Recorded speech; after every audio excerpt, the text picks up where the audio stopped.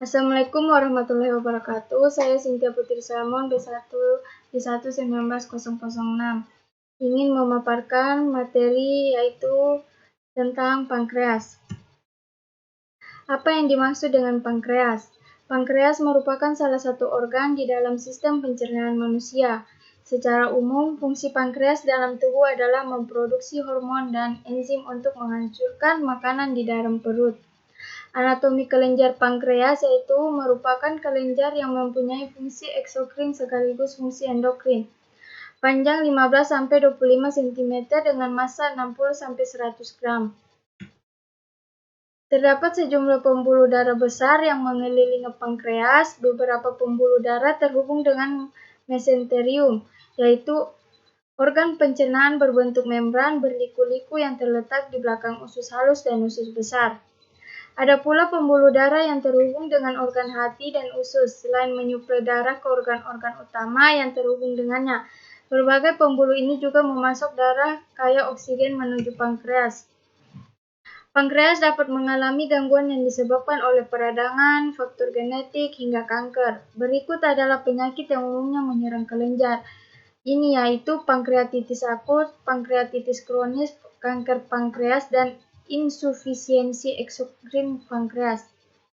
Apa fungsi dari pankreas? Ada beberapa fungsi dari pankreas, yaitu pertama, kelenjar endokrin.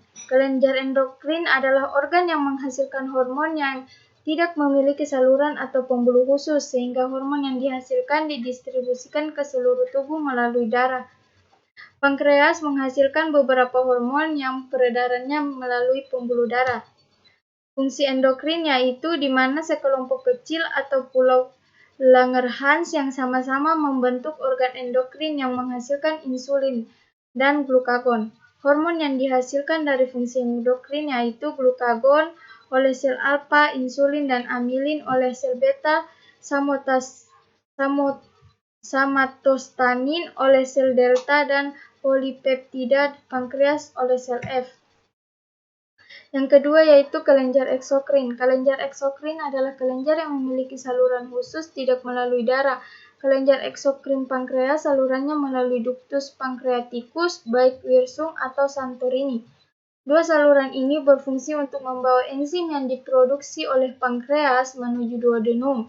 Saluran pankreas akan bergabung dengan saluran empedu, kemudian memasuki duodenum melalui ampula hepatopankreas. Apakah manusia bisa hidup tanpa pankreas? Uniknya, manusia bisa hidup tanpa pankreas, baik setelah operasi pengangkatan sebagian maupun total. Meski begitu, Anda tentu perlu melakukan penyesuaian dalam hidup apabila sudah tidak memiliki organ ini. Organ yang tidak memiliki pankreas tidak dapat memproduksi insulin secara alami. Selain itu, kemampuan tubuhnya untuk menyerap zat gizi juga berkurang karena hilangnya enzim-enzim penting bagi proses pencernaan. Menurut status tadi, pasien non-kanker bahkan mempunyai peluang hidup 7 tahun ke depan sebesar 76% setelah operasi. Sementara itu, peluang bagi pasien kanker pankreas sebesar 31%. Pemeriksaan laboratoriumnya yaitu praanalitik pada pemeriksaan amilase. Spesimen yang digunakan yaitu jenis spesimennya bisa berupa serum, plasma, atau heparin. Cara pengambilan bisa berupa darah kapiler dan darah vena. Cara penyimpanannya yaitu pada suhu 20 derajat sampai 25 derajat Celcius stabil selama 1 hari. Pada suhu 2 derajat sampai 8 derajat Celcius stabil selama 7 hari. Dan pada suhu kurang dari 20 derajat Celcius stabil selama 2 bulan sampai 1 tahun. Analitiknya yaitu metode dan prinsip. Metode yang sering digunakan yaitu polarimetrik enzimatik atau CNPG3 blockade substrat. Prinsipnya yaitu amilase akan menghidrolisis 2-kloropenitropenil A-D-maltoheptause yaitu CNPG7 menjadi 2-kloronitropenil maltotetraose atau CNPG4 ditambah dengan penitropenil triose, CNPG3, maltodextros, kemudian fenitropenil oleh aglukosidase diubah menjadi fenitropenol berwarna dan glukos. Intensitas warna kompleks berbentuk sebanding dengan aktivitas amilase. Absorbansi larutan kompleks diukur pada 405 nanometer secara fotometri.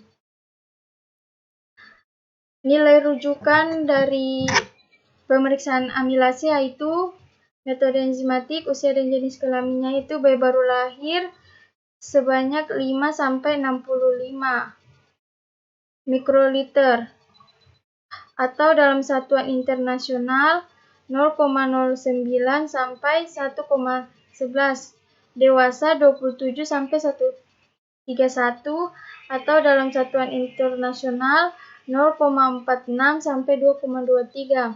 Pada usia 60 sampai 90 tahun 24 sampai 151 mikroliter atau satuan internasional 0,41 sampai 2,57. Interpretasi hasilnya yaitu peningkatan kadar amilase dapat terjadi pada pankreatitis akut. Penurunan kadar amilase dapat terjadi pada pankreatitis akut yang sudah pulih seperti hepatitis, sirosis hati, atau keracunan kehamilan. Faktor kesalahan yaitu penyimpanan pada suhu kamar selama 1 minggu, mengurangi aktivitas enzim. Penyimpanan pada suhu 4 derajat Celcius selama 2 bulan dapat mengurangi aktivitas enzim, dan sampel hiperlipidemia dapat mengurangi trigliserida, mampu menekan atau meningkatkan aktivitas enzim AMS, menyebabkan tinggi palsu dan rendah palsu.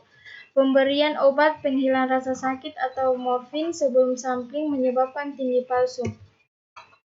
Sekian presentasi dari saya.